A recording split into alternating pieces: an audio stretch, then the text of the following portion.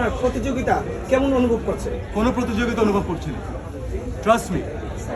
আপনাদের যদি মানে অনেক দর্শকের না আসলে এটা হয় কি এক্সট্রিম ভক্তদের মাঝখানে এই জিনিসগুলো দেখা যায়। আপনারা বিশ্বাস করেন যখন আমাদের একই সাথে আমরা জানি যে 3-4টা সিনেমা হাউসফুল চলছে, আমরা তখন আমাদের ওই সিনেমার যে কলিগ আছে, ওই সিনেমার যে ডিরেক্টর আছে, ওই সিনেমার যে প্রডিউসার আছে, আমাদের নিজেদের মাঝখানে কথা হয় এবং আমরা তাদেরকে কংগ্রেচুলেশনস বলি। আমরা বলি যে ফাটায় দিচ্ছে, খুবই ভালো হচ্ছে, সামনে আরও ভালো যাবে। এবং এটা ভাইস ভার্সা। অন্য একজন ডিরেক্টর আর্টিস্ট যখন দেখেন আমাদের সিনেমা হাউসফুল যাচ্ছে, গতকালকে থেকে আমরা কতগুলো ফোন কল পেয়েছি, রাইট? তো এই যে যখন আমরা খেলতে যাই তখন আমরা মাঠে সবাই একসাথে খেলি, কিন্তু তখন কিন্তু কে জিতলো কে হারলো এইসব জিনিস থাকে না। তো this is a beautiful place. Maximum মানুষজন আমরা একসাথে কাজ করে বড় হয়েছি। সোহেল ভাই এখানে আমাদের সাথে জয়েন করেছে, সোহেল ভাইয়ের সাথে আমরা সেই নাটক থেকে কাজ করেছি, ওটিটি থেকে কাজ করেছি।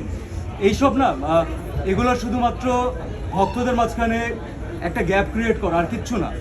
আমরা প্রত্যেকের সাকসেসে গর্ববোধ করি, কারণ খেয়াল করে দেখবেন যে লাস্ট ইয়ারে তখন একটা বরবাদ হয়েছিল, তখন আমার জঙ্গলি রিলিজ পেয়েছে। তো লাস্ট ইয়ারে একটা বরবাদ সাকসেসফুল হয়েছে দেখে এবছর আমি রাক্ষস করতে পারছি। আলহামদুলিল্লাহ এবছর রাক্ষস সাকসেসফুল হচ্ছে, ইনশাল্লাহ নেক্সট ইয়ারে অন্য কিছু হবে, আরো বড় কিছু হবে, right? So this is a plus for the industry and we should all celebrate it together. বললেন আপনি তো